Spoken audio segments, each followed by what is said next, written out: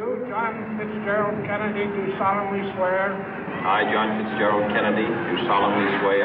That you will faithfully execute the office of President of the United States. That I will faithfully execute the office of President of the United States. And will, to the best of your ability.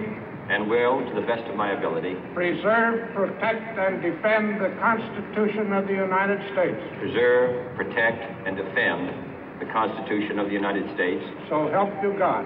So help me God.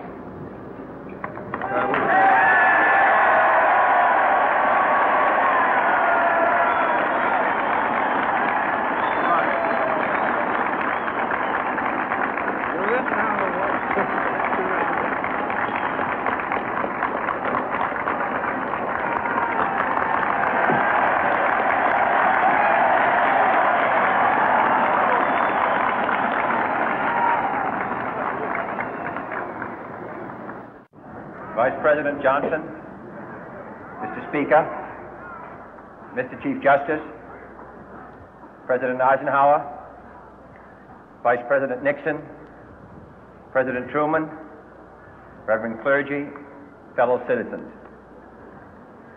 We observe today not a victory of party, but a celebration of freedom, symbolizing an end as well as a beginning, signifying renewal as well as change.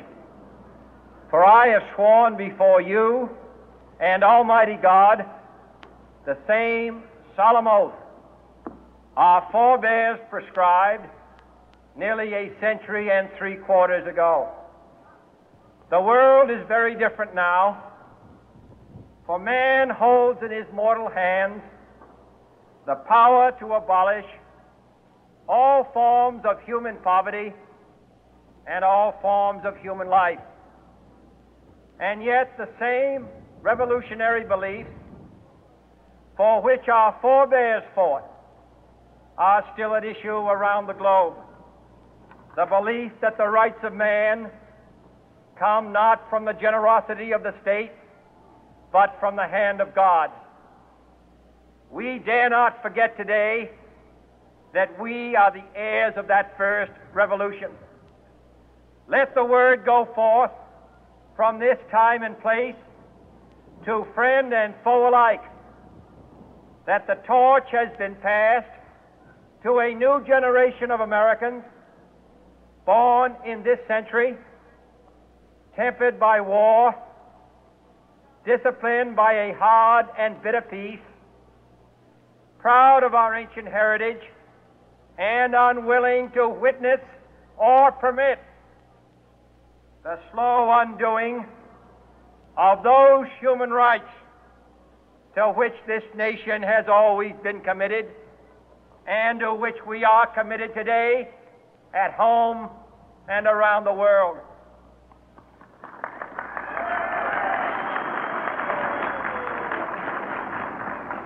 Let every nation know, whether it wishes us well or ill, that we shall pay any price, bear any burden, meet any hardship, support any friend, oppose any foe to assure the survival and the success of liberty.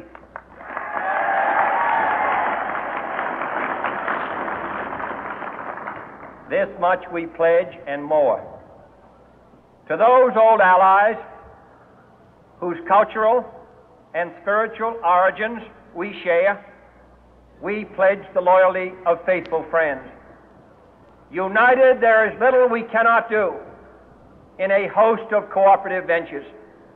Divided, there is little we can do, for we dare not meet a powerful challenge at odds and split asunder. To those new states whom we welcome to the ranks of the free, we pledge our word that one form of colonial control shall not have passed away merely to be replaced by a far more iron tyranny. We shall not always expect to find them supporting our view, but we shall always hope to find them strongly supporting their own freedom, and to remember that in the past, those who foolishly sought power by riding the back of the tiger ended up inside.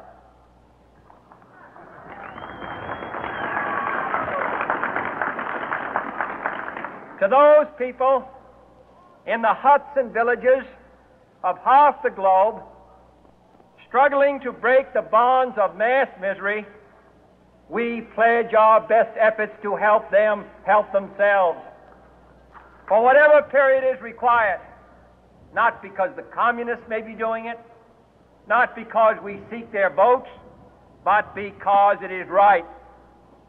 If a free society cannot help the many who are poor, it cannot save the few who are rich.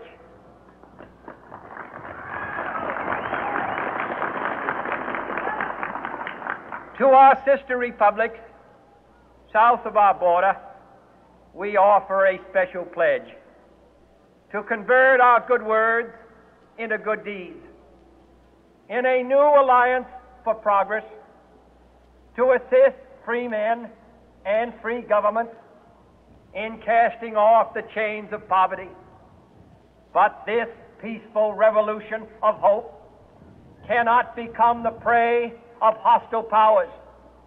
Let all our neighbors know that we shall join with them to oppose aggression or subversion anywhere in the Americas. And let every other power know that this hemisphere intends to remain the master of its own house.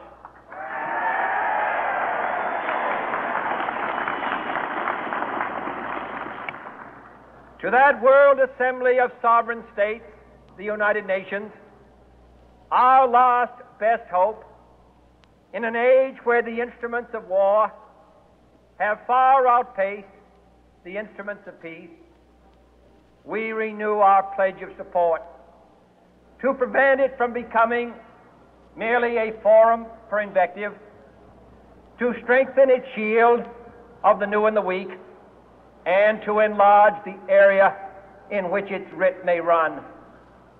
Finally, to those nations who would make themselves our adversary, we offer not a pledge, but a request that both sides begin anew the quest for peace.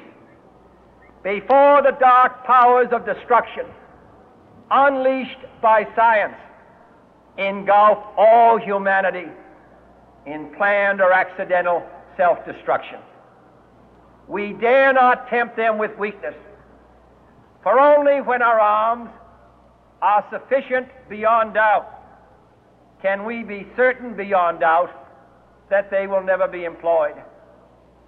But neither can two great and powerful groups of nations take comfort from our present course, both sides overburdened by the cost of modern weapons, both rightly alarmed by the steady spread of the deadly atom, yet both racing to alter that uncertain balance of terror that stays the hand of mankind's final war.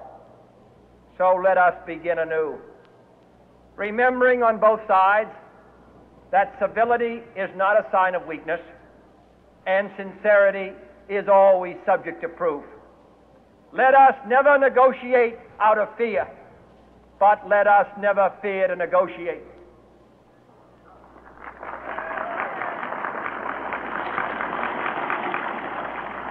Let both sides explore what problems unite us, instead of belaboring those problems which divide us.